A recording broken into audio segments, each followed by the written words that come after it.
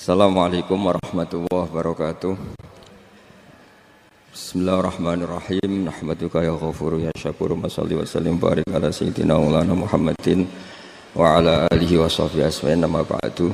Kula niki cerita ibadah sing ringan-ringan mawon. Tapi dadekne mlebu swarga. Amin. Terus kula badhe cerita siji mazhab Hasan Sadzili. Terus Hasan Sadzili niku thariqah sing dianut Gus Wafi. Kula nggih beberapa kali dapat ijazah saking Mbah Mun, saking bapak kula. Di antaranipun nggih pesen teng Gus Wafi, sebagian lewat kula ziarah teng Baruzak nggih. Baruzak Termas. Abdul Hasan As-Sadzili nate pas teng dalem ditamoni pemuda.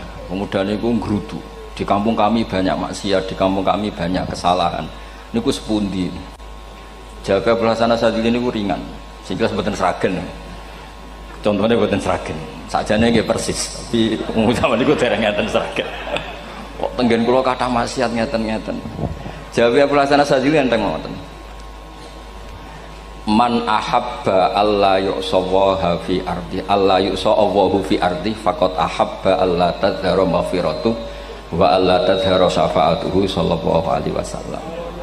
Dadi wong bayangno donya ora ana salah iku padha karo ora kepengin roh ghafure Allah Subhanahu wa taala. Mulane mazhab Sadzili paling bandel, ngurusi wong bandel paling bandel ya mazhab Sadzili.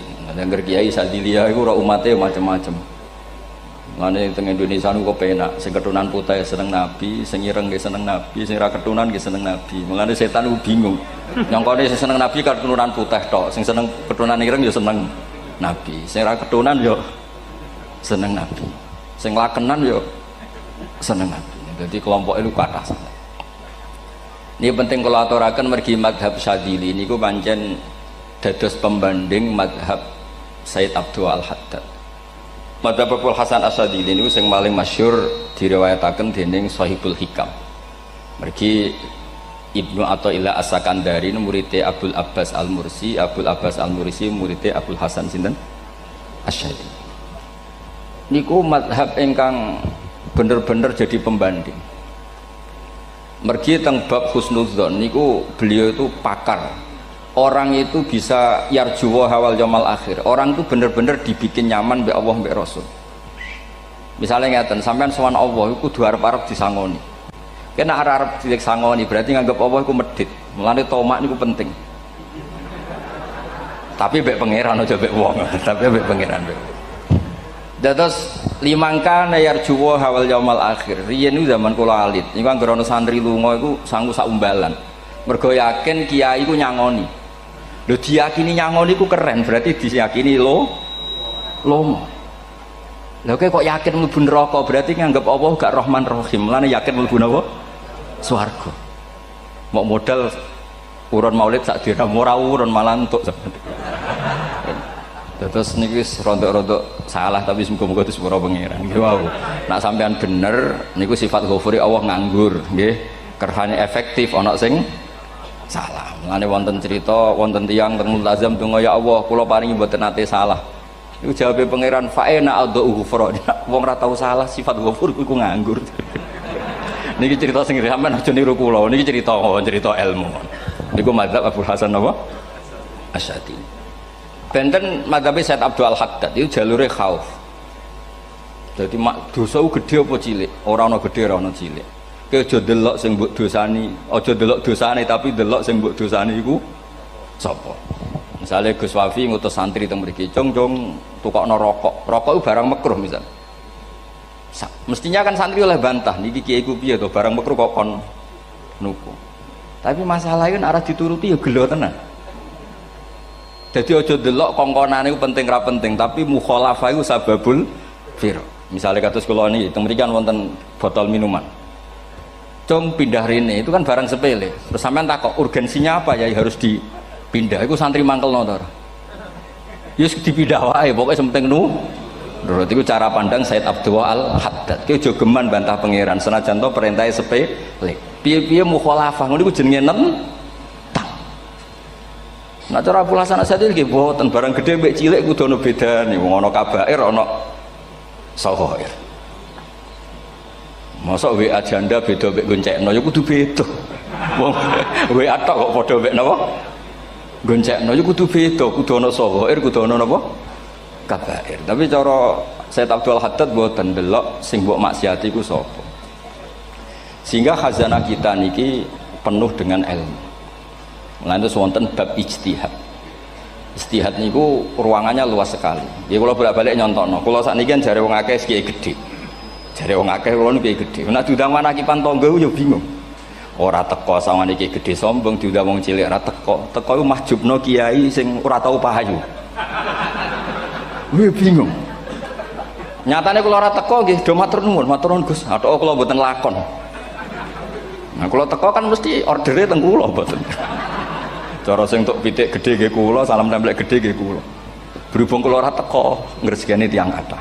Saiki misale ten takok, kiai gedhe diundang musala cilik iku kesunatan teko apa makruh teko? Cara ijtihad, cara sampean makruh teko napa kesunat? Kula misale diundang ning Sragen ning musala Penceng. Kula niku sunat teko napa haram teko? Haram ya bener lagi kayak haram ya. Setuju haram. Mergo mahjubno ya haram setuju itu ijtihad. Ijtihad itu ranahnya itu karena nggak bisa ditebak. Ijtihad itu nggak bisa ditebak. Kalau ada cerita kata tentang ijtihad, niki betapa umat Rasulullah umat sing bejo, pilihan-pilihan ijtihadnya dibenarkan. Masyhur tenggene cerita Bani Quraidah. Nabi ngendikan engkau kue jogeman sholat asar kecuali sampai neng kampung Bani Quraidah. Ternyata kurang 2 kilo atau 3 kilo matahari itu mau terbenam. Sebagian sahabat sholat sebelum sampai Bani Quraidah karena takut sampai Bani Quraidah sudah kodok nopo asar. Sebagian tetap sholat di Bani Quraidah meskipun sudah kodok asar. Ketika lapor Nabi semuanya dibenarkan. Semenjak itu ada pintu sing darani pintu nopo ijtihad. Mengenai kalau bolak-balik cerita, wonten kiai nak tangkok, cung kowe ngaji wek sapa, ngaji kalian tiang niki. Kiaimu tahu nangis mboten, lereni ngaji wek kiai ra iso nangis, berarti atine atos. Nak Abdul Hasan Asadili takok, cung kowe ngaji wek kiai sapa, kiai fulan. Tahu guyu mboten nate, lereni kiai ra iso syukur mbok jani. Kiai ra iso syukur kok mbok jeni. Karena itu masalah ijtihad. Nggih masalah napa? Ijtihad. Ijtihad itu polanya enggak jelas. Wonten kiai ora gelem mulang wedok nggih kathah, alasane wedi fitnah.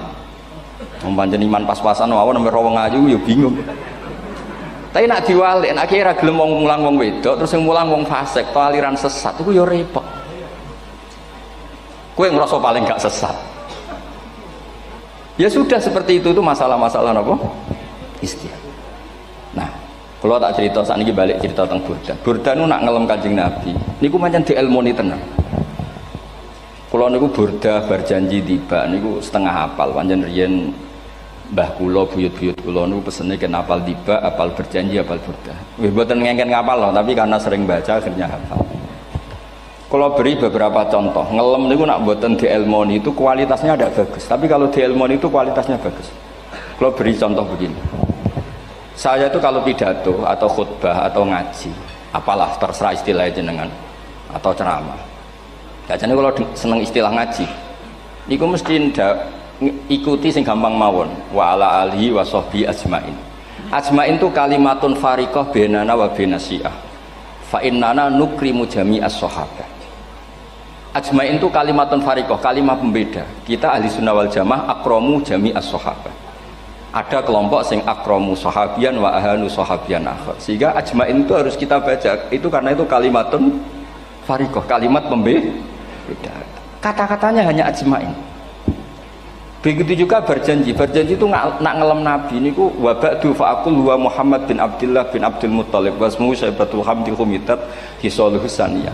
Karena ketika Rasulullah memaklumatkan jadi Nabi itu problemnya itu nasabnya siapa? Orang-orang yang di Palestina, di Israel, di Yordan, di Syam kalau dulu. Itu alamatnya Nabi itu harus turunan Ibrahim. Ibrahim sementara orang Syam menurut pengetahuan orang-orang Yahudi Syam. Maka saya berjanji menunjukkan dulu kalau nasabnya Muhammad itu ini. Terus sampai warafuhu ilal khalili Ibrahimah. Terus ila dzabih Ismailan isbatu wa muntama. Terus setelah itu terus beliau ngendikan wa adnanu bila raibin inda dzamil ulumin sabiyah ila dzabihi ismail risbatu wa mun tamam. Terus ketika berjanji di Karang itu sudah ada faham-faham yang seakan-akan babahnya Nabi itu ada masalah. Terus beliau ngendikan ini Syaibatul Hamdi, Sayyid Abdul Muthalib itu orang yang ketika buka Ka'bah, buka Zam-Zam, saurip-uripnya muji pangeran. Terus banyak lagi wasumi'a fi sulbihin Nabi sallallahu alaihi wasallam dzakarallaha ta'ala walab. Mbah yang ini bahkan dengar ketika Nabi masih di punggungnya membaca tasbih. Terus sampai fa'azim bihi min ikdin ta'allaqat kawakibud duriyah wa kaifala wa sayyidul akramu sallallahu alaihi wasallam wasitatuhumun. Nabi itu orang suci, makanya harus lewat rahim yang suci, harus lewat bapak yang suci, mbah yang suci, sampai ila khalilir rahman Ibrahim alaihis salam. Makanya terus dinagumkan nasabun tahsibul ula bikhulau, terus tarokus sifaha falam yusibhum aruhu min adami wa ila abihi wa ummihi. Karena kabeh sonal ismihi, semuanya itu untuk menjaga asmane Nabi Muhammad sallallahu alaihi wasallam. Kemudian Burda membentuk itu dalam bentuk nazuman. Misalnya beliau ngendikan Rasulullah itu mutiara. Jadi ketika dakwah berpola ya baik, ketika tidak berpola juga baik. Beliau cara muji Nabi faddurru yazdatu husnan wa huwa muntazimun. Namanya mutiara ketika diuntai pasti sangat indah.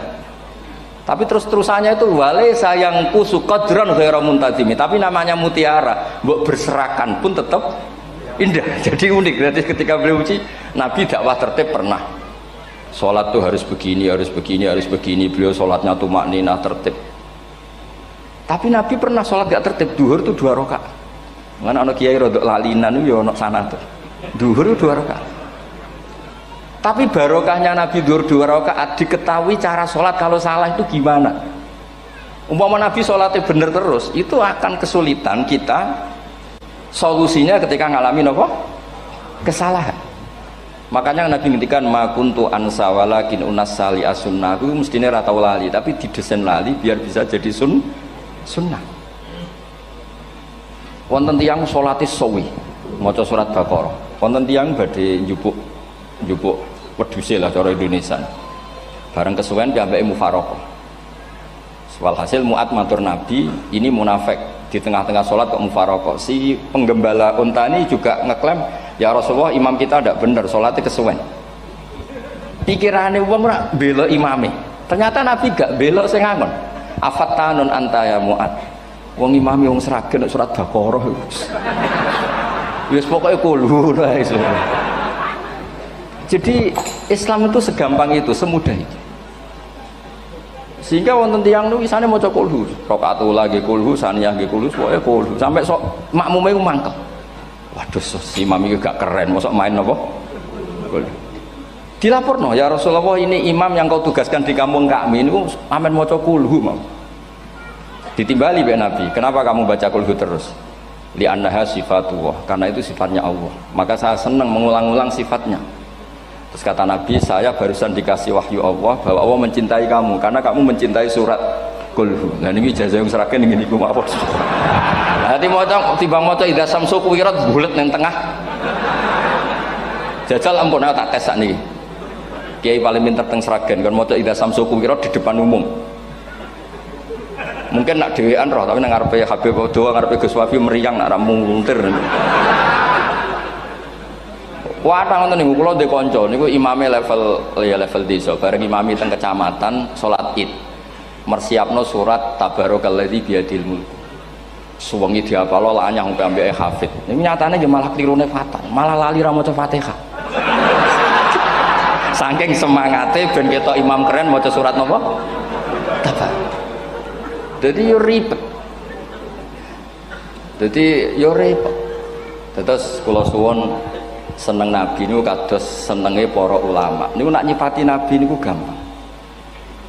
Kula niki beto kitab Saraipun Burdah kalian Saraipun Barjanji. Niku kalau ngelem Nabi niku sederhana sebenarnya.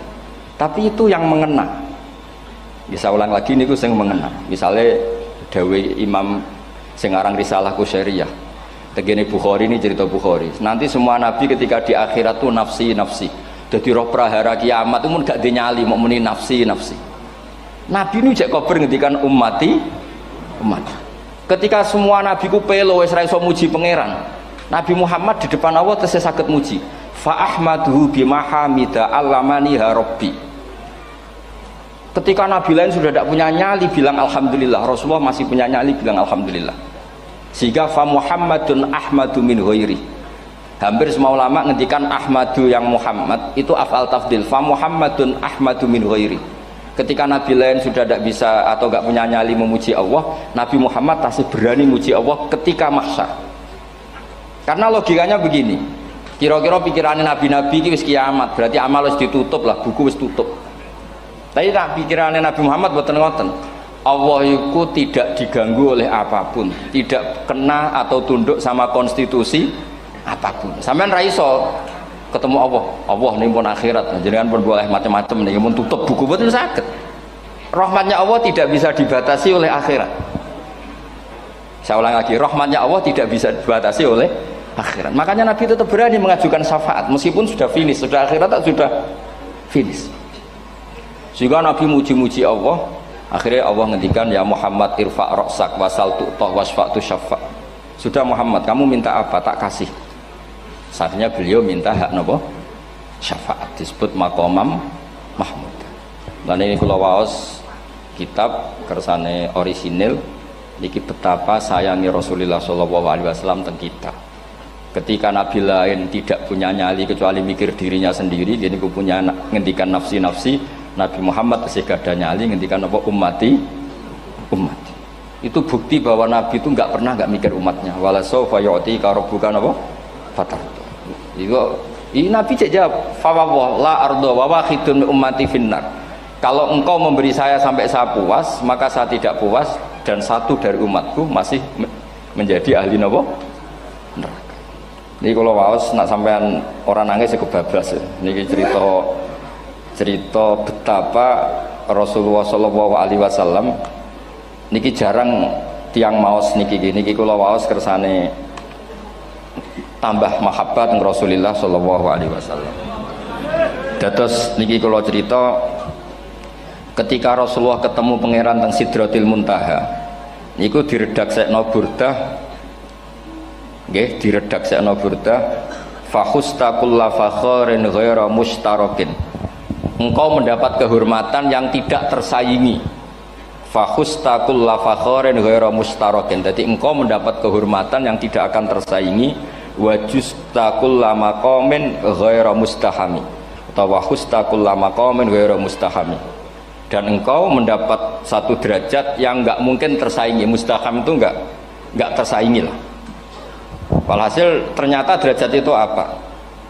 Gini ku ketika Rasulullah ketemu Allah Ta'ala teng Sidratil Muntaha niku Sayyidah Aisyah radhiyallahu anha tangklet, ya Rasulullah malladzi auha ilaika rabbuk izqal fa auha ila abdihi ma auha. Qala ya Aisyah aturidina anta alami ma la ya'lamuhu Jibril wala Mikail wala nabiyyun mursalun wala malakun muqarrabun. Nggih Aisyah, bagaimana mungkin kamu tanya sesuatu yang bahkan Jibril itu tidak tahu, Mikail itu tidak tahu, dan semua malaikat yang dekat maupun nabi yang jadi rasul semuanya tidak tahu hubungan saya, kedekatan saya dengan Allah membicarakan apa.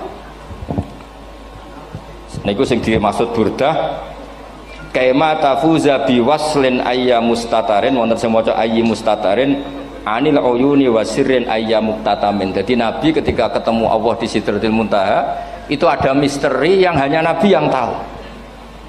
Nabi niki ibu-ibu harus bangga Sayyidah Aisyah jenenge bojo wani tangklet. Ambek nabi itu sing ngeles. Itu rahasia yang Jibril saja tidak tahu, Mikail saja tidak tahu, masa kamu tanya? Niki khase wong putri ini. Ya Aisyah, as'aluka bi Abi Bakrin ila ma a'lamtani. Gimana cara Jawa tak kadak nomor tuamu nak gak gelem cerita. Terus kunane kuno niku nggih wong wedok niku saged ngancam. Jadi kamane wis ngancam. Aku lapor bapakku, aku juga mulai sama nanti bojo kapan. Ya rada ribet jenengan ngadepi wong wedok niku rada ribet. Terus faqala akhirnya Nabi cerita, tapi ya tentu tidak semuanya diceritakan. Inni lama kuntu qaba qausaini qultu Allahumma innaka adzabta al umam ba'duhum bil hijar wa ba'duhum bil masih. Oh ya, ini halaman 63 62 teng kitab Khasyatul Bajuri alal Burdah. Ya, kitab Hasyatul Bajuri alal Burdah. Ya Allah, Engkau menyiksa umat-umat sebelum umat saya, sebagian bil hijarah wa ba'dum bil mashi wa ba'dum bil khosfi. Fama anta fa'ilun bi ummati. Lalu yang akan kau lakukan untuk umatku itu apa? Reputasi jenengan sama orang-orang yang durhaka itu selalu menyiksa. Ada yang pakai batu, yang dilikui faksi, ada yang pakai ini. Mosok umatnya kekasih jenengan podo ngoten. Berarti Nabi ku pun nego lah. Nego supaya gak sama. Faqala unzilu alaihimur rahmah min ananis sama wa ubaddilu sayiatihim hasanat. Ndak, saya ndak seperti itu dengan umatmu. Waman sa'alani a'taituhu waman tawakkala saterusé. Terus wa fid dunya asturu alal usad wa fil akhirah usyaffi'u kafihim. Orang-orang yang masih maksiat di dunia tak kasih hak tobat, dan nanti di akhirat tak kasih hak syafaat. Engkau tak kasih hak syafaat. Mulane ini penting dingertosi bilih ukuran Nabi baik itu gampang nak sampean ngaji ngangge ilmu. Syafaati li ahlil kabair min ummati. Sok syafaatku kanggo ngomong sing salah akeh. Wong Nabi ku ora melok dosa kok mikir nyafaati. Nak rapi apike wong ora mungkin. Wong sing dosa iku sampean, sing salah sampean, sing mikir solusine Kanjeng Nabi. Wong kok apikane ngono iku gak mungkin ta wong. Wong sing salah ku sampean, sing diutang yang sampean, sing kasus ku sampean, sing mikir Kanjeng. Nah, itu cara ulama ngelem Kanjeng Nabi. Mulane khodam tuhu bimatihin astaqilu bihi dzunuba umrim madha fi syi'ri wal khodami. Dadi aku ngelem Nabi iku sebagai bentuk ngelem sing dadekno dosaku ben disepuro pangeran. Misalnya kita suka Alphard, muji Alphard, suka Innova, muji Innova, suka kebun, muji kebun. Sing ribet tuh nak suka hewan, seneng kucing nggak ngelem kucingnya. Lu bareng ngelem Kanjeng Nabi kok ora iso. Lane jari Burdah, aku iku ngelem apa tau iso, mosok aku ora tau ngelem Kanjeng Nabi. Makanya terus beliau hidupnya, kemampuan syairnya didedikasikan hanya nggo ngelem Kanjeng Nabi Muhammad sallallahu alaihi wasallam. Makanya terus ngendikan wa huli kholasi khaira multazim. Saya dedikasikan kecerdasan saya untuk ngelem Kanjeng dan Nabi, dan itu solusi terbaik. Lalu nak ngelem Kanjeng Nabi kadang kebablasan, sampai dikritik banyak ulama karena kebablasan. Gini masyhur beliau ngendikan wala yadi ka rasulullah wa ijahu kabi idzal karimu tajalla bismi muntaqimi. Wonten naskah sing tahalla duka wau teng mriki diwaos napa tahalla napa tajalla tahalla ya. Wonten naskah tahalla wonten tajalla artosipun ngeten. Ya Allah, nabimu ini engkau gelari nabi yang ar-raufur rahim, sebagaimana yang sering disebut Habib Ali Al-Habsyi. Jika nabimu itu ar-raufur rahim, maka ketika engkau mau menyiksa saya dengan atas nama engkau al-muntaqim, zat yang tukang nyiksa, yang menyiksa, maka gelar engkau kepada nabi yang ar-raufur rahim itu kamu kemanakan?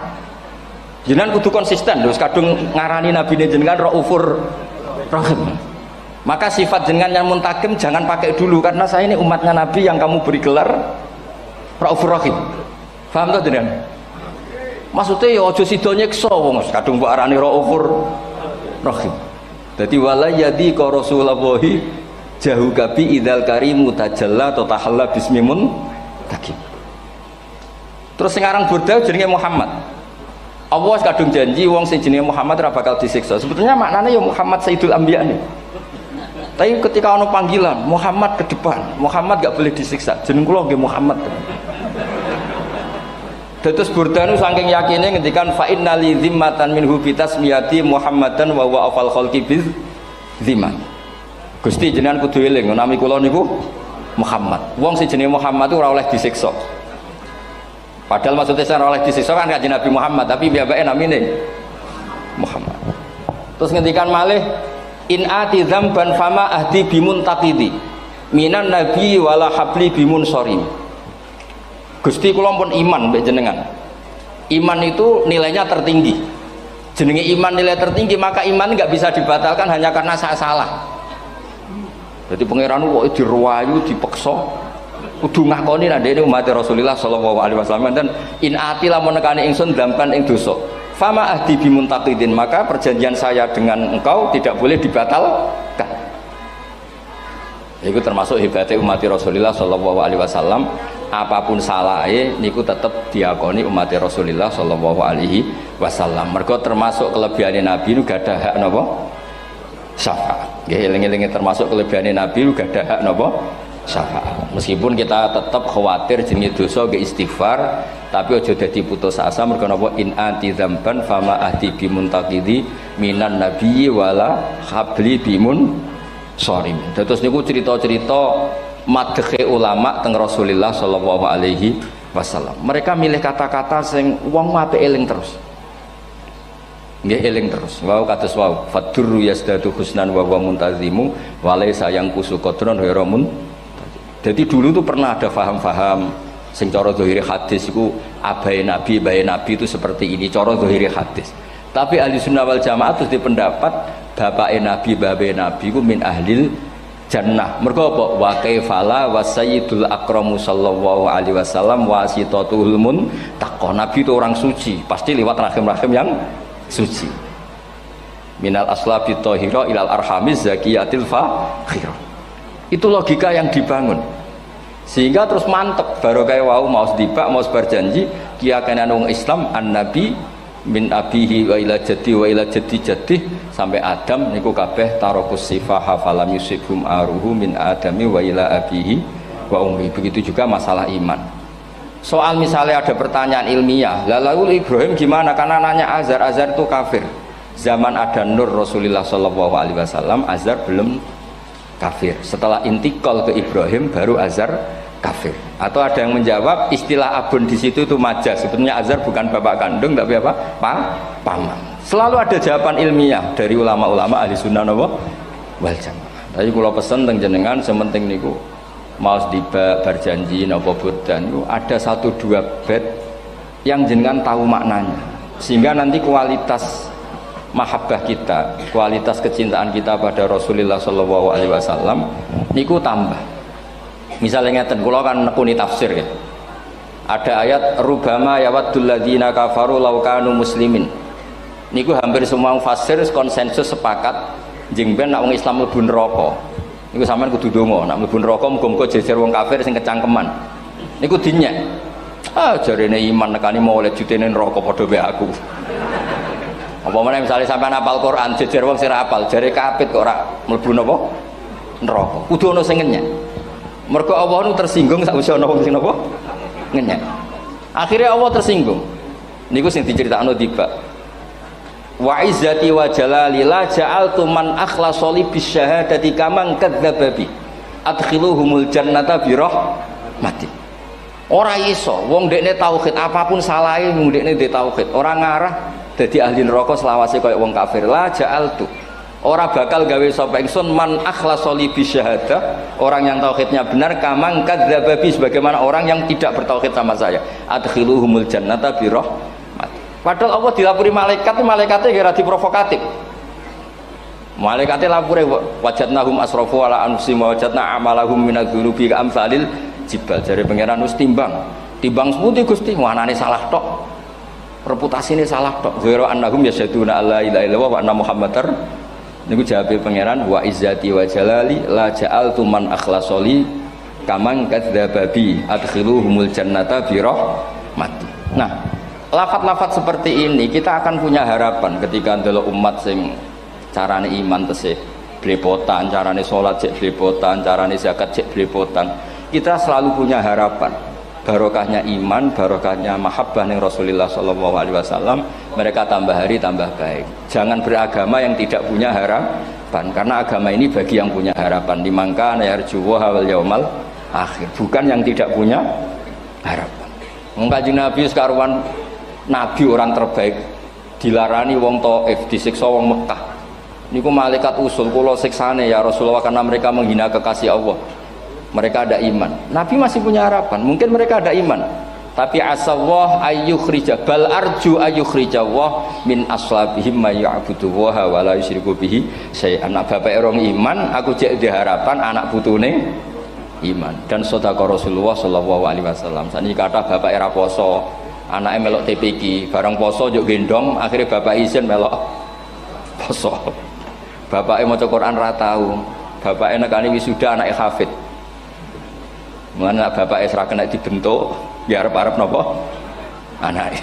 Nah anaknya ora kena dibentuk ya arep-arep putune nganti Imam Mahdi turun nang ngoten mawon. Pokoke agama niki limangka nayarjuwa wal yaumal akhir. Terus kula suwun sak napa madzhab Abdul Hasan Asyadzali. Nggih pancen madzhab niku kathah, tapi kula suwun agama teng zaman akhir dawuh Mbah Mun kudu kathah rojae. Nggih mergi walladzina amanu asyaddu hubbal lillah. Dawuh Imam Ghazali ar-roja yuqaddam alal khauf. Mergo roja dadekno mahabbah. Orang yang punya harapan itu lebih mudah mahabbah, dan hubungan kita dengan Allah itu hubungan mahabbah. Ini ku walladzina amanu asyaddu hubbal lillah. Saman roh anake wakal kok hubungane putus asa mesti maksudno. Tapi nek hubungane iso wae saiki nakal so ben gak, iso wae saiki goblok so ben gak. Senajan to so ben ra terbukti lah, penting hidup itu ada harapan. Guys, penting hidup itu napa? Ada harapan. Kata ulama ngendikan afdhalul ibadah intidharul farad. Apa-apa ibadah selalu punya napa? Harapan. Terus Indonesia yang seperti ini kita berharap akan lebih baik, akan lebih baik. Wong cilik kula niku sing jilbaban mau keluarga ketok. Sakniki kathah tiyang napa? Jilbaban. Cilik kula tiyang salat di masjid nggih mboten serame sekarang. Sampeyan ra iso grutu, tapi salat tok tapi atine ngene-ngene. Wah yo ribet nak ngoten sampeyan nyoal ideal nggih ribet. Pira-pira gelem napa? Pira-pira purun napa? Salat purun teng masjid. Sampeyan ndak usah memaksa ideal, wong kita ndak pernah napa? Ideal. Terus kula suwun cerita-cerita teng tiba teng berjanji bahwa Nabi sahibus syafa'ah. Nabi nu tiyang sing peduline napa ummati. Jadi ketika Nabi lain mboten gadah nyali ngadepi hisab, ngene niku do muni nafsi, Nabi tesih gadah nyali mikir umate ngendikan mati. Carane apa? Muji pangeran bimahamida allamani ha rabbi. Lane dawuh iki teng ulama-ulama dawuh fa Muhammadun ahmadu min ghairi. Makanya summiya Muhammadan mergo li annahu satu wasammihi idza wada'atihi Muhammadan li annahu satu madun apa? Ubah wa summiya Ahmad li annahu ahmadu min ghairi. Niku hampir semua ulama ngendikan ketika teng mahsyar semuanya Nabi gak punya nyali untuk matur minta sama Allah. Mergo wis kiamat berarti wis finis. Nabi tesih gak ada pikiran Allah itu tidak terhalangi oleh kiamat. Allah tidak terhalangi oleh akhirat. Allah tidak bisa dihalangi apapun. Sehingga Nabi tetap wani njaluk pangeran. Berarti mujine Nabi ku lebih top karena tahu Allah itu tidak terbatasi. Nah karena Allah tidak terbatasi, podo-podo Allah wapian, wis tak jaluk kanggo umatku sing mati alat tauhid. Berhubung Nabi ngoten terus Allah ngendikan ya Muhammad irfa ra'sak napa wasal tu'tah wasfa tusaffa. Muhammad kepala kamu angkat, kamu minta apa saya turutin. Terus Nabi minta hak napa syafaat. Seseorang bertobat. Dulu umatnya Nabi Musa ada yang menyembah anak sapi, ijel itu, harus tobat. Itu tobatnya ekstrim betul. Kalau tobat sekarang kan cukup istighfar sama istighosah. Kalau dulu enggak, liyak tulal bari umingkum al mujrimah, yang terbebas dari dosa menyembah anak sapi, membunuh yang terlibat atau pernah menyembah anak sapi. Makanya ayatnya apa? Fatubu ila bari'ikum faqtulu anfusakum. Ya, jadi orang-orang yang pernah menyembah anak sapi itu tobatnya apa? Faktulu anfusakum. Sebab itu semua ulama berkewajiban menerangkan nasa mansuh. Sampai Sayyidina Ali suatu saat ada mubalek atau ustadz itu ngajar di masjid, ditanya, kamu tahu nasa mansuh enggak? Enggak tahu. Terus kata Sayyidina Ali, berhenti jadi mubalek, lisensinya dicopot. Dicopot, kemudian halakta wa ahlakta, kamu rusak juga merusak. Kenapa demikian? Logikanya begini, semua nabi itu kan panutan. Saya ulang lagi ya, semua nabi itu panutan. Tapi kalau kamu tidak tahu nasaman, so jangan-jangan kamu ikut nabi sebelum kamu, yang nasahnya itu syariatnya sudah apa? Mansukhoh, sudah di nasah. Itu kayak kasus Sunda Wiwitan itu. Itu gak mau punya Nabi Muhammad karena kurang keren, kurang sepuh. Nabinya langsung Nabi Adam. Resikonya adalah beberapa aliran sesat itu, aliran yang kurang benar itu, zaman Nabi Adam kawinan otomatis sama saudaranya.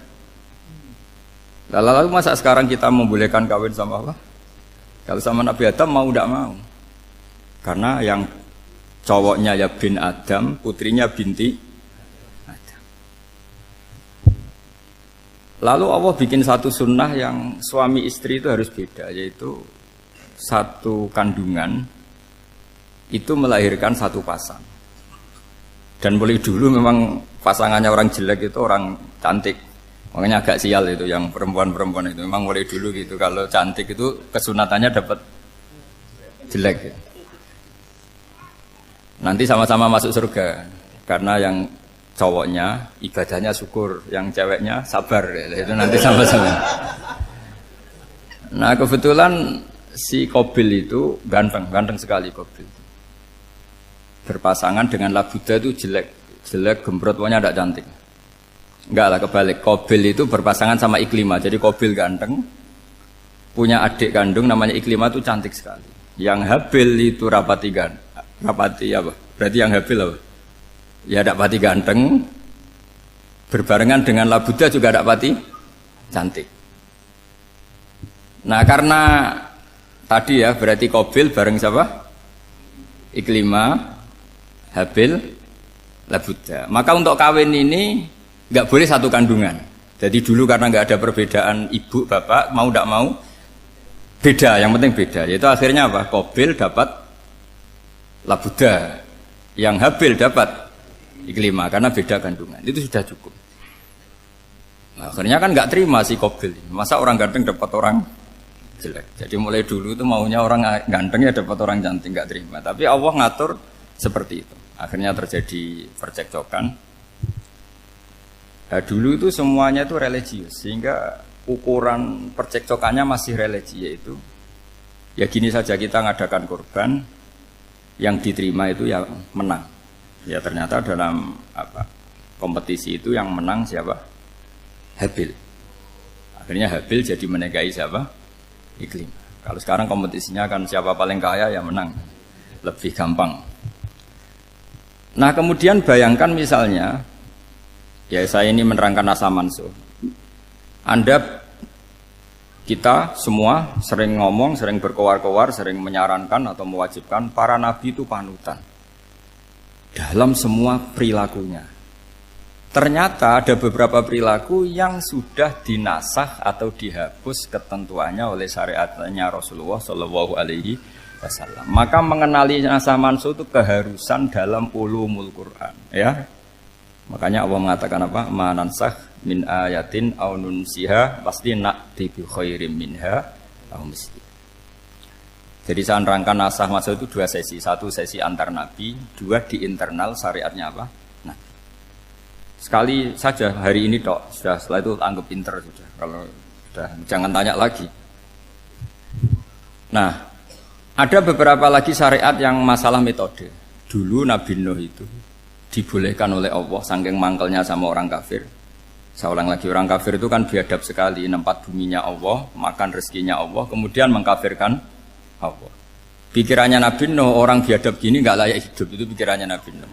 Kalau dia pakai militer, tidak punya militer, ya pakai langit akhirnya. Pakai kekuatan langit, beliau berdoa, Rabbi la tazar alal ardi minal kafirina dayyar. Innaka intazarhum yudillu ibadaka wala yalidu illa fajirong kafar. Ya Allah, mereka ini orang-orang kafir, padahal pakai bumi engkau, pakai rezeki engkau, matikan semua saja, jangan sisakan satu pun.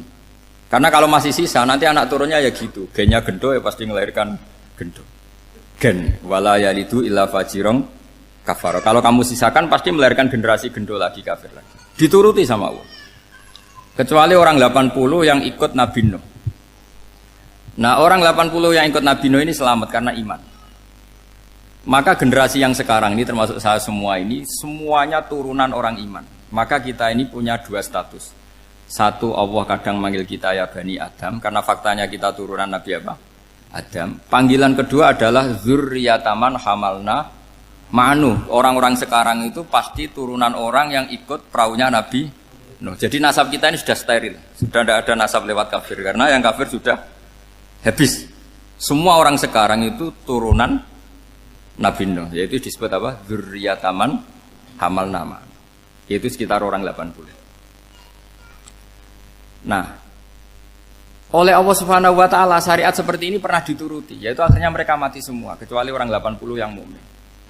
Tapi uniknya Allah apa? Era Rasulullah Shallallahu Alaihi Wasallam, Nabi kita Nabi Muhammad itu diutus rahmatan lil alamin. Ketika Nabi didustakan, diusir, disakiti, malaikat gunung, beberapa malaikat yang ahli adab spesial eksekutor lah kira-kira gitu. Muhammad Kamu bilang saja ke saya, kalau kamu ingin orang-orang Mekah Abu Jahal CS, saya hancurkan. Tapi apa kata Nabi? Saya berharap kalau mereka belum iman, anak cucunya iman. Karena bagaimanapun sperma ya atau calon bayi atau calon keturunan itu kan ada fi aslabir rijal atau fi zuhurir rijal.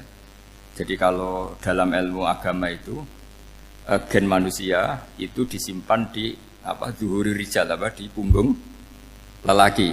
Nanti dipindah ke arhamin nisa. Logikanya gini. Ini dengerin ya. Logikanya gini, misalnya Abu Jahal. Abu Jahal itu di situ ada orang namanya Ikrimah. Itu anaknya Abu Jahal. Itu orang mukmin. Akhirnya ya jadi orang alim. Abu Lahab itu di rahimnya di punggungnya ada perempuan namanya Darroh. Akhirnya juga orang mukminah. Saya berikan contoh. Khalid bin Walid itu anaknya Walid. Walid itu musuh besarnya Rasulullah. Tapi di punggungnya ada orang bernama Khalid. Ini dengerin. Nah di punggung ini kira-kira Allah sudah tahu apa belum? Jawabannya sudah tahu. Artinya kalau ini mati atau kamu bunuh, kamu sebenarnya nggak bunuh orang kafir saja, bunuh calon orang mukmin yang sekarang masih bersemayam di punggungnya orang-orang kafir. Jadi bisa saja orang yang sedang kafir itu ada sekian calon generasi yang suatu saat mukmin. Itu syariat yang diajarkan ke Rasulullah SAW. Karena kasofnya Nabi, kasof itu satu kondisi di mana seorang Nabi itu dipertontonkan sesuatu yang nggak kelihatan. Itu dalam bahasa Arab kasof atau mukasyafa. Nabi dipertontonkan ternyata banyak orang kafir yang di punggungnya itu ada calon generasi mukmin atau muslim. Akhirnya Nabi nggak berani. Jangan bunuh. Mungkin bapaknya ada iman tapi anaknya iman. Betul, Abu Jahal punya anak Ikrimah, Abu Lahab punya anak Darroh, Walid punya anak siapa? Walid. Itu mirip seperti kita, bapak era sholat, anak ETPK sholat, akhirnya bapaknya katut sholat. Banyak enggak di Indonesia, bapaknya tidak bisa baca Quran, anaknya hafid. Nah, itu kalau bapaknya kamu habis, tidak ada yang meselin. Makanya biarkan hidup saja. Nah, artinya gini, andaikan tidak ada ulama yang menerangkan nasa mansuh, dikira syariat Nabi Nuh itu abadan mu'abbadat, selamanya lama. Sehingga main teror sama orang kafir sah berdasar Nabi Nuh, padahal kita sudah ganti Nabi, yaitu syariatnya Rasulullah SAW. Masyhur itu ketika Nabi ngendikan, saya tidak minta mereka dihukum, tapi ya Allah saya minta Allah mahdi qaumi fa innahum la ya'lamun. Mereka kafir itu karena tidak tahu. Sehingga ada periode. Loh kalau perang itu beda, perang itu konteksnya duel, itu tidak harus sama Abu Jahal, Abu Lahab. Ada penjahat mau bunuh kamu wajib perang enggak? Wajib. Penjahatnya meskipun muslim apa harus kafir? Meskipun muslim. Maka kata ulama fikih sebetulnya perang duel itu bukan syariat muslim sama kafir tok. Masih muslim sama muslim, misalnya ada orang mau merkosa istri kamu, terus dia pamit gini, saya muslim loh, beri hak loh. Enggak bisa. Saya penjahat loh, muslim. Jadi kamu enggak boleh merangin saya, ngelawan saya. Saya kan muslim. Enggak bisa, tetap harus dilawan. Makanya kata ulama-ulama fikih, pertarungan sama musuh itu tidak harus sama orang kafir. Orang muslim pun yang mengganggu kehormatan kita, misalnya mau merkosa istri Anda, itu harus dilawan. Makanya Nabi ngendikan mangkutilah duna mali fahuwa syahid, mangkutilah duna harimi fahuwa syahid. Orang yang mati karena membela kehormatan keluarganya atau hartanya, maka dia mati syahid. Dan penjahat yang mati ini muhaddarun damu, diabaikan sehingga enggak kena kisos, membunuhnya enggak kena. Misalnya ada penjahat mau bunuh kamu duel, menang. Kamu enggak kena kisos karena ini muhaddarun damu, diabaikan kehormatannya. Padahal dia muslim, apa? Muslim. Ini perlu.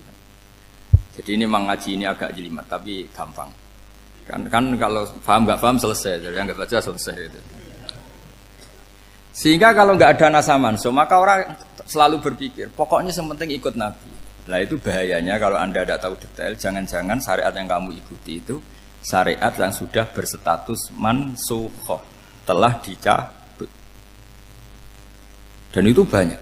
Makanya kata Sayyidina Ali ketika ada orang ngajar gak tahu nasa mansuh, halakta wa ahlakta, kamu rusak dan merusak orang lain. Seperti tadi pernah ada kawin itu satu turunan, yaitu era Nabi Adam. Masa kita sekarang kawin sama satu turunan, kan gak mungkin. Ya kan, pernah ada membumi hanguskan orang kafir, yaitu syariatnya Nabi Nuh. Itu dihapus oleh syariatnya Nabi Ibrahim dulu. Yaitu Nabi Ibrahim menghentikan apa? Faman tabi'ani fa innahu minni wa man asoni fa innaka ghafurur rahim. Ya, kalau orang ikut saya ya Allah ya pasti golongan saya. Kalau yang masih maksiat, masih balelo, saya berharap engkau ampuni. Akhirnya banyak orang kafir tobat. Coba era Rasulullah itu semua orang kafir Mekah itu kafir. Nabi belum wafat. Itu sudah ada 114.000 mukmin semua. Jadi Nabi menangi mayoritas orang menjadi mukmin dari mayoritas kafir, yaitu disebut wara'aitan nasa yadkhuluna fi dinillahi afwaja. Andai kan Nabi Muhammad pakai syariatnya Nabi Nuh, bisa enggak mengislamkan orang sebanyak itu? Enggak bisa kan? Maka ini penting mengenali nasah mansur. Jadi periode cara wong Jawa maksud no tuntas. Robila tadar itu, pasot tuntas itu, menghabisi itu habis di periode Nabi siapa? No, syariat itu sudah enggak dipakai lagi. Yang dipakai apa? Faman tabi'ani fa innahu minni wa man asoni fa innaka ghafurur rahim. Lah Nabi Muhammad ini Nabi yang kena khitab anit tabi' millata Ibrahim hanifah.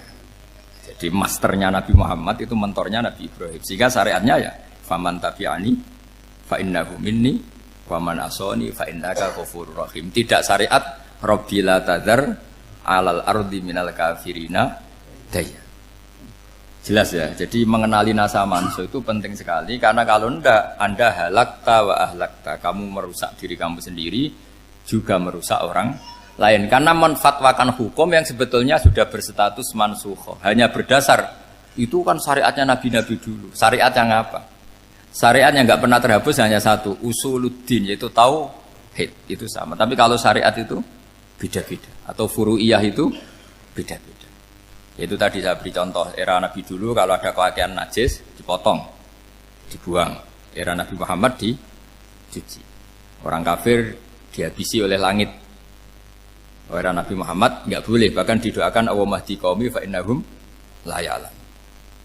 Di Qur'annya apa? Wa in ahadum minal musyrikin astajaraka fa'jirhu hatta yasma'a kalamallah tsumma ablighu ma'mana. Jadi kalau ada orang kafir enggak boleh main dihabisin mereka, beri peluang untuk mengkaji kitabullah. Hatta yasma'a kalamullah. Kalau mereka sudah berpeluang ngaji, harus tsumma ablighu ma'mana, harus dijamin keamanan. Ya, karena apa? Dzalika bi annahum qaumul la ya'lamun. Bagaimanapun mereka memang karena tidak tahu. Nah, kenapa tidak tahu? Enggak. Karena tadi mereka tertutup oleh kultur yang beratus-ratus tahun. Mbah-mbahnya mereka menyembah batu, menyembah berhala. Ya tahunya itu ya Tuhan.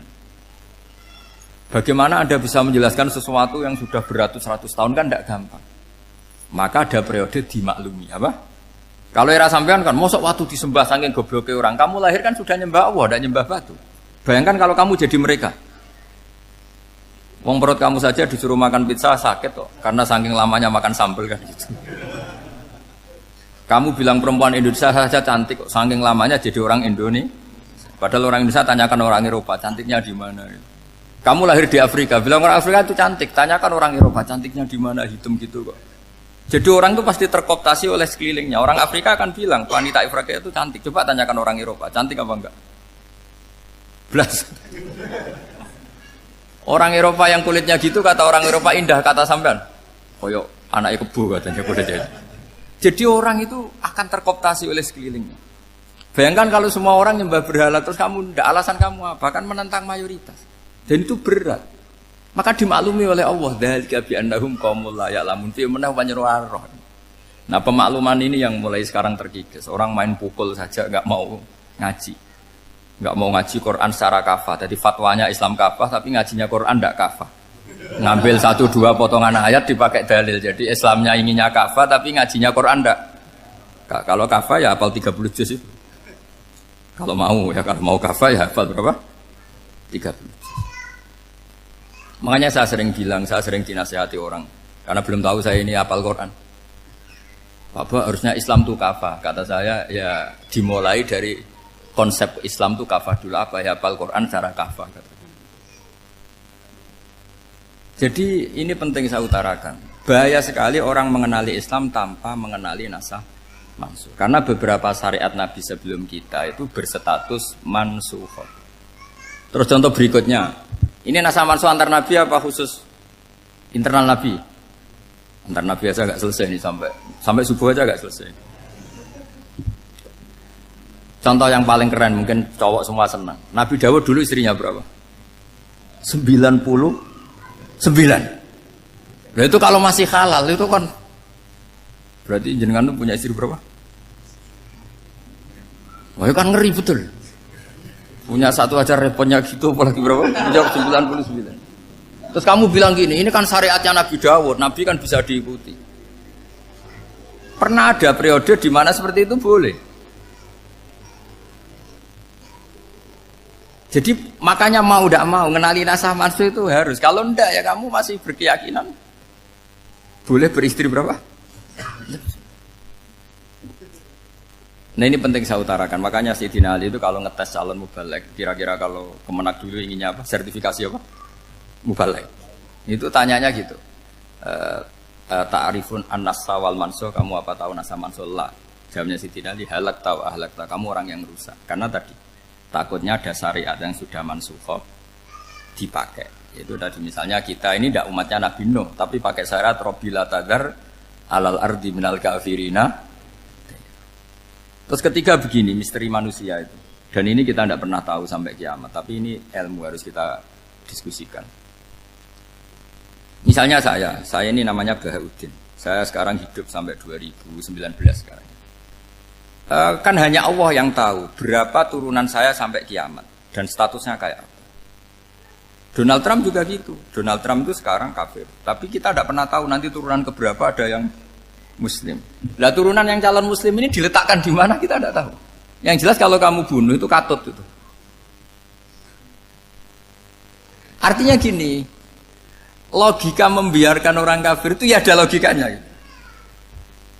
Nah, logika membunuh karena mereka mau membunuh kita ya ada logika fikihnya karena kalau kita ada membunuh dibunuh. Makanya semuanya hukum ini terus bergantung al-hukmu yaduru ma'ilatihi wujudan wajib. Di sini terus dipertemukan. Makanya semua nabi itu kalau yang namanya membunuh pasti pas perang saja karena ini kondisi yang memang pilihannya hanya dua, kalau nggak dibunuh ya membunuh. Ada duel lah itu. Maka ini butuh kajian fikih dan orang nggak boleh subjektif dalam hal ini. Saya ulang lagi, tidak boleh subjektif karena tadi orang yang kamu katakan sekarang misalnya Zaid, kamu itu bodoh sekali. Kenapa bodoh? Nggak hafal Quran, nggak pernah kuliah, nggak pernah ngaji. Ternyata Zaid ini bersemayam calon anak yang alim alama hafal Quran, namanya Umar, tapi masih jadi sperma. Suatu saat Zaid itu punya anak alim alama, kan banyak orang tidak bisa baca Quran punya anak hafid, banyak nggak di Indonesia? Banyak nggak petani yang punya anak dekan? Petani punya anak dekan, yang dekan punya anak naik kelas saja susahnya bukan main. Banyak kan? Nah ketika dibalik nanti ada dekan punya anak goblok, yang petani punya anak dekan, pinter mana? Kita tidak pernah tahu, makanya ini kan ya sudah kalau nggak pernah tahu ya bilang saja wallahu alam kan selesai, daripada keminter keliru kan ada wallahu alam. Makanya cerita favorit guru saya Kiai Haji Maimun Zubair itu punya apa namanya Kiai Zubair, itu cerita favoritnya itu ada santri namanya Soleh. Soleh itu alim alam. Orang Madura itu cara berpikir kan kalau kiai saja alim seperti itu apalagi bapaknya.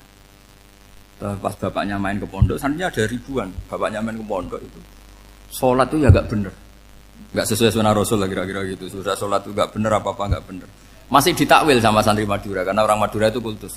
Mungkin khilaf itu satu khusus, pokoknya perlakuan khusus. Suatu saat saking bodohnya orang itu kenceng tuh pinggir musola. Wah ini gak bisa ditakwil lagi, akhirnya gak bisa ditakwil tuh gak. Wah ini sudah gak bener ini, gak bener. Singkat cerita santri tadi gak kuat matur ke kiainya, Pak Yai, jenengan sealim itu kok bapaknya segoblok itu. Kenapa? Ya, dia kencing pinggir musola. Oh bapak saya itu pinter sekali. Kok bisa? Karena beliau yang memutuskan saya mondok sampai saya jadi alim alama seperti ini. Yang bodoh itu mbah saya. Yang bodoh itu mbah saya.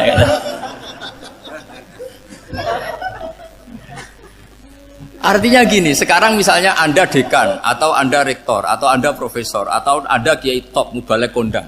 Anda mau balik kondang terus punya anak, gobloknya bukan main. Atau apalagi anaknya ketangkep KPK.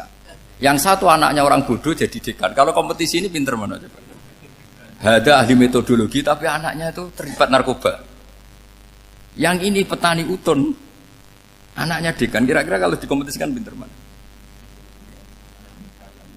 Anaknya pinter petani tadi. Gitu. Yang ketika petani kamu vonis bodoh gitu. Tapi siapa tahu kalau ini menyimpan calon. Paham ya? Kita tidak pernah tahu. Makanya Quran selalu ngajari dalam ilmu sosial itu wa in adri la'allahu fitnatul lakum wa mata'un ila. Dalam ilmu sosial itu kita harus jawab tidak tahu. Karena mudah. Makanya saya tadi pagi ngaji di direktorat saya bilang, saya pernah diprotes orang, Gus kamu udah jelas 01 atau 02. Ya saya jawab itu. Manusia itu makhluk yang paling gak jelas gitu. Sekarang soleh suatu saat bisa saja gak soleh. Yang sedang gak soleh suatu saat soleh. Sesuatu yang mungkin rubah kok kamu fanatik itu gimana? Nalarnya itu gimana? Coba kita tahu dulu Wahsy itu pembunuh Hamzah, akhirnya mati mukmin ya enggak? Padahal orang yang sangat dibenci Rasulullah karena membunuh Sayyid siapa? Hamzah. Sa'labah yang tukang itikaf di masjid akhirnya su'ul Fatimah. Kita tidak pernah. Nah kalau nggak pernah tahu ya tidak usah terlalu fanatik biasa saja.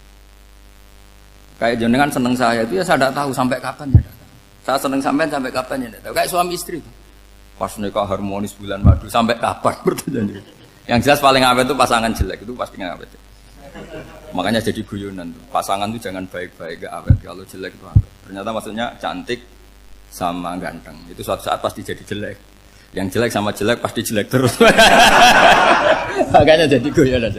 Kalau pasangan jelek itu awet katanya. Tapi kalau pasangan baik, ternyata baik wajahnya itu pasti gak awet. Suatu saat pasti jelek. Tapi yang jelek awet. Karena mulai dulu ya jelek sampai itu.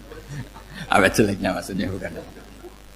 Ya jelas ya. Jadi saya mohon sekali ini ilmu. Sampai ndak urusan ini bukan urusan cocok ndak cocok tapi ilmu. Ilmu harus kita dengar bahwa syariatnya para nabi itu yang sifatnya furu'iyah, tidak usuliyah, tidak tauhid itu potensi rubah. Sehingga mengkaji nasab manusia itu satu keharusan seorang ulama. Makanya setiap ada syariat nabi hal hadis syariah mu'abbadah amla, mansukhah amla. Karena potensi itu tinggi. Kita tahu dulu semua nabi sholat menghadap apa? Baitul Maqdis.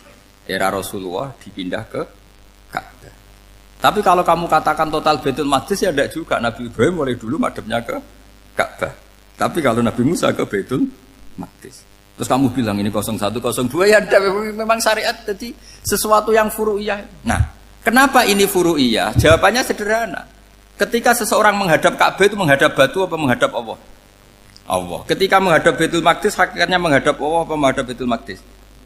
Allah. Maka menghadap Ka'bah itu sebenarnya masalah furu'iyah. Yang masalah usuliyah adalah inni wajjahtu wajhiya lilladzi fataras samawati wal ardh. Yang permanen adalah menghadap Allah Subhanahu wa taala. Cuma secara prosedur syariatnya secara zahir menghadap Ka'bah.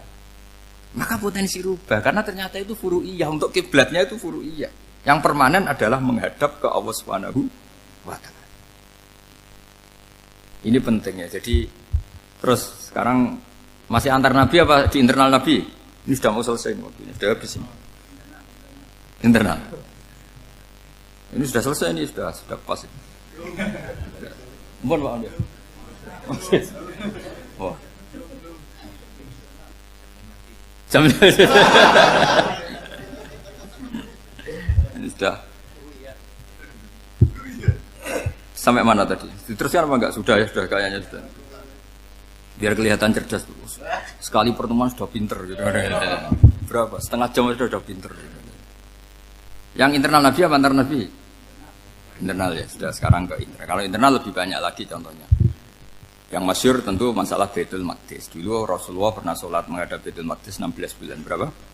16 bulan. Kila 17. Pokoknya khilafnya hanya 16 dan 17. Kalau ada bilang 10 bulan berarti gak pernah ngaji. Khilafnya, karena khilafnya itu hanya 17 sama 16. Akhirnya sama Allah diminta disuruh menghadap ke Ka'bah. Saya ulang lagi, itu tetap masalah antar nabi sebetulnya. Begini, Makom itu kalau dalam bahasa Arab bukan kuburan. Kalau di Indonesia kan makomnya Sunan Bonang itu kan kuburan. Kalau makom dalam bahasa Arab itu sesuatu yang pernah dipakai singgah itu namanya apa? Makom. Lalu Rasulullah itu pertama di Medina itu madhep Baitul Maqdis itu 16 bulan. Orang Yahudi senangnya bukan main. Sampai mereka bilang gini, Muhammad tuh gaya-gaya nantok punya agama baru. Tapi kiblatnya ikut kita. Baguslah anak itu katanya. Masih tahu diri katanya. Bagus katanya itu masih tahu diri. Jadi senangnya bukan main orang Yahudi. Karena kiblatnya Muhammad sama dengan mereka. Ya tentu mereka jangkar Muhammad, bukan Sayyidina Muhammad atau Rasul Muhammad karena mereka masih gak iman. Nabi itu ya agak tersiksa karena beliau secara gen turunan Nabi Ibrahim dan kiblatnya Ibrahim itu Ka'bah. Agak tersiksa tapi sami'na wa ata'na tetap madhab ke Baitul Maqdis berapa? 16 bulan. Suatu saat Nabi Muhammad itu disuruh madhep Ka'bah. Ini dengerin. Akhirnya madhep ke Ka'bah. Apa yang terjadi? Orang Yahudi komentar gini, Muhammad itu gimana? Dia di perantauan, rindu sama keluarganya. Terus rindunya itu diaplikasikan jadi perilaku agama. Jadi dia madhep Ka'bah dianggap kangen. Kayak saya kan orang Rembang. Rembang itu apanya Jogja? Timurnya apa? Nggak, Jakarta itu mana Jakarta itu? Barat sana ya? Ibaratnya saya orang Jakarta, terus merantau di Jogja. Dulu kiblatnya itu menghadap ke timur. Terus ketika madhep ke barat kata sampean, wah itu padune kangen apa? Keluarga. Juga kurang ajar orang Yahudi. Jadi orang Yahudi itu memang paling pinter bully. Makanya kalau sampean tukang bully itu ya agak-agak ya enggak. Saya enggak ngomong agak ya, pokoknya agak-agak itu. Ya. Pinter bully orang Yahudi. Makanya enggak ada orang debat sepinter orang Yahudi. Yang bisa ngalahkan hanya Tuhan itu. Orang Yahudi yang bisa ngalahkan hanya Tuhan. Sayyidina Ali tak orang paling terkenal cerdas. Itu kalau sama orang Yahudi itu pusing. Karena ya apa logikanya itu? Saya beri sekian contoh. Ada orang Yahudi tanya gini, Muhammad, kalau kambing mati itu yang bunuh siapa? Ya Allah, mati langsung itu.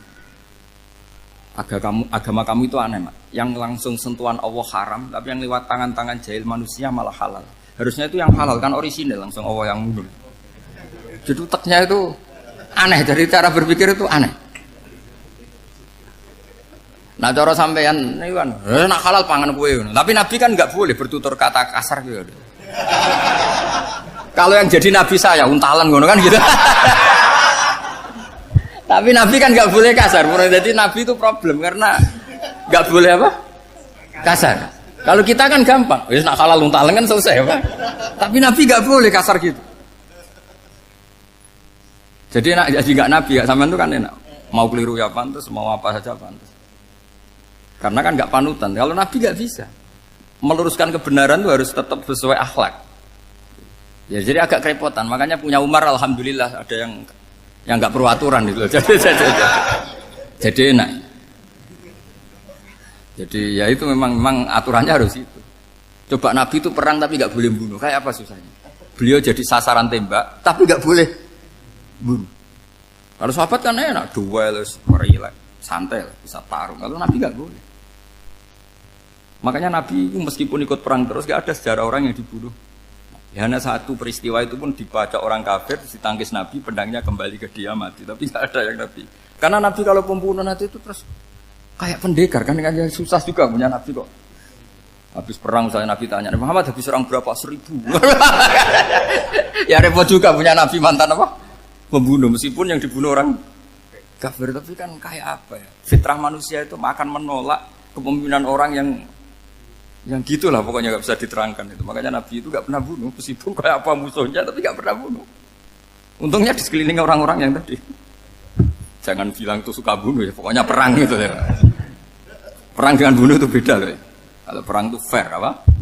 Fair. Sampai mana tadi? Nabi Ibrahim ya. Makom tadi saya ulang lagi. Nabi Muhammad menghadap ke Baitul Maqdis itu hanya Allah nuruti. Ini loh Nabi betul. Tahu betul bahwa di antara syariat adalah Baitul Maqdis karena semua Nabi pernah berkiblat Baitul Maqdis. Tapi Nabi ketika menghadap ke Ka'bah, Nabi juga dibilangin sama Allah. Ini loh syariat yang benar karena Ka'bah juga kiblat sing aktaku, lebih tua ketimbang Baitul Maqdis. Maka disebut Ka'bah Atiqah. Ilal Baitil Atiq. Kalau Quran bahasakan Ka'bah apa? Wal yatawafu bil Baitil Atiq. Atiq itu tua sekali. Ya sudah. Ketika berstatus tua itu orang Yahudi seneng, mergo roh kelirune Muhammad. Mereka nantang, Muhammad ayo debat terbuka. Nabi rawuh. Bagaimana Anda bilang Ka'bah itu kiblat tertua? Wong Ka'bah itu pertama yang menghadap sana itu ya kamu. Semua Nabi menghadapnya ke Baitul Maqdis. Terus Nabi Muhammad mulai berargumentasi ilmiah tadi. Enggak, Ka'bah itu kiblatnya Ibrahim. Jadi Ibrahim dulu itu yang mulai dulu kiblatnya itu di Ka'bah. Terus orang itu tanya buktinya apa? Terus dijawab fihi ayatum bayinatum maqam Ibrahim. Ternyata di situ ada jejak kakinya Nabi Ibrahim, yaitu batu yang diinjak beliau ketika bangun Ka'bah. Itu argumentasi ilmiah. Lah barang orang Yahudi kehilangan ilmu, itu gobloknya orang Yahudi. Makanya yang bisa mengalahkan Yahudi hanya Allah Subhanahu wa taala. Luang Ibrahim saja golongan kita, pengikut kita. Ibrahim itu pengikut Yahudi. Wah, itu Nabi mulai senyum-senyum, mulai tertawa-tawa. Wah, itu goblok orang terdidik. Karena itu ibaratnya kayak kamu bilang Soekarno itu pengagum Puan Maharani. Kira-kira seperti itu. Soekarno itu pengikut Puan.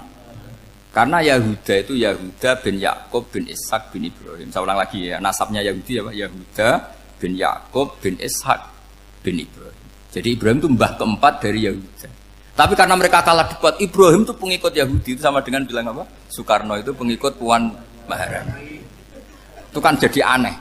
Atau Gus Dur pengikut Mbak Yeni, atau Basim Asari pengikut Mbak Yeni, itu kan aneh. Wah, akhirnya sama Allah diingatkan. Makanya ada ayat ha antum haula hajjatum fi malakum bi ilm falimatu hajuna fi ma laysa lakum bi ilm. Perjanjian debat ini semuanya harus ilmiah. Tapi kenapa perdebatan Anda malah ndak ilmiah? Akhirnya orang Yahudi iftadohu, malu semua. Wah, semuanya Muhammad itu satu-satunya kekalahan orang Yahudi. Tapi ayat-ayat seperti ini itu gak populer. Ayat ha antum haula'i hajastum fi malakum bi ilm falimatu hajuna fi ma laysa lakum bi. Jadi Islam, betapa hebatnya Islam. Kalau debat harus ilmiah. Dan Kanjeng Nabi menantang, ini perjanjian kita debat ini ilmiah. Kenapa sekarang jadi tidak ilmiah? Yaitu kamu mengatakan Ibrahim itu pengikut Yahudi, padahal Ibrahim dengan Yahudi itu dulu Ibrahim. Makanya Yesus kalah, tapi tetap ra Islam. Tapi nah, makanya terus Ka'bah dibuktikan ketuaannya lewat apa? Fihi ayatum bayinatum maqamu Ibrahim. Itu bukan makam kuburan. Karena makamnya Nabi Ibrahim tetap di Hebron, temudi Palestina. Kira-kira itu Palestina. Jare Israel yo ning Israel, mbah menang di. Jare ning Israel yo ning Israel, jare Palestina ning. Saya pernah ziarah ke sana di Hebron. Di makamnya Nabi siapa? Ibrahim. Jadi jelas ya. Jadi nasa mansuh itu ketentuan yang dikehendaki Allah Subhanahu wa taala untuk menguji loyalitas manusia, menanggalkan semua akalnya.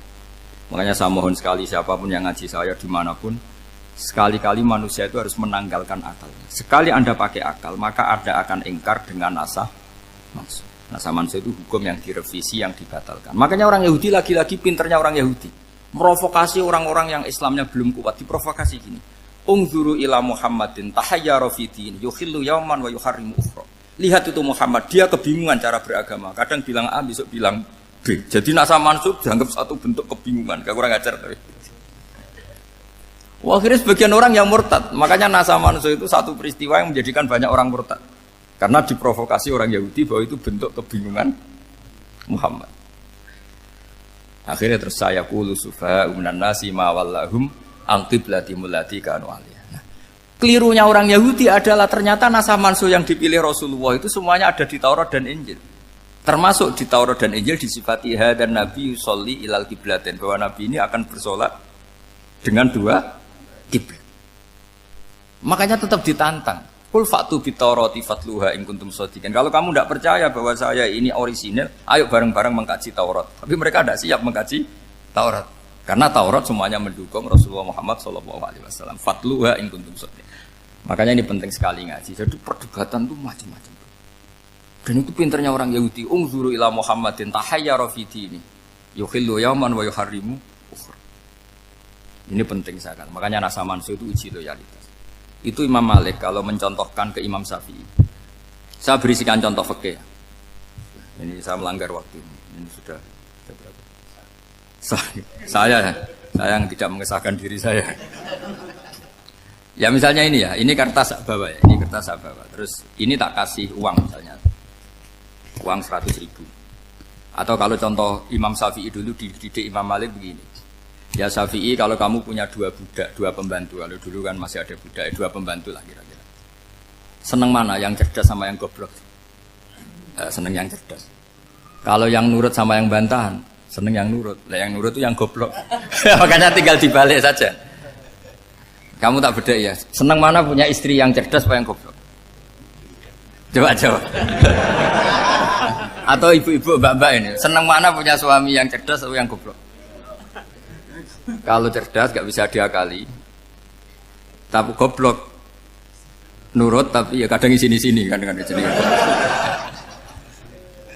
Nah, itu kan antar manusia. Masalahnya kita menghadapi Allah Subhanahu wa taala yang semua kita pasti bodoh. Kita menghadapi Allah Subhanahu wa taala yang semuanya kita pasti bodoh. Allah jelas ngendikan wa kanal insanu dzaluman jahula. Manusia itu banyak dolimnya. Dolim itu sifat mubalaghah. Kalau orang dolim sekali dolim, kalau sering zalum, kalau jahil biasa jahil, kalau banget jahili jahul. Bahasa Arab kan gitu memang. Ghafir, pengampun biasa. Kalau ghafur selalu mengampuni. Syakir, makanya sifatnya Allah Ta'ala ikut wazan fa'ul semua. Ghafur, syakur. Atau diikutkan wazan fa'al. Kalau goblok biasa jahil, goblok banget jahal kan gitu. Kafir biasa kafir, kalau kafir banget kafar. Ya, jadi wazan balaghah itu bisa fa'al, bisa fa'ul ya. Kafirin, kafar atau kafur. Paham ya? Malah kok malah ngaji nahwu. Ya tapi ini memang perangkatnya ya. Ini kan perang mau tidak mau. Makanya misalnya Allah tidak suka kulla kafarin banget kafir ya, Pak. Paham ya? Kulla khawanin banget khianate. Kalau khain khianat biasa, kalau khawan sering khianat. Alhamdulillah.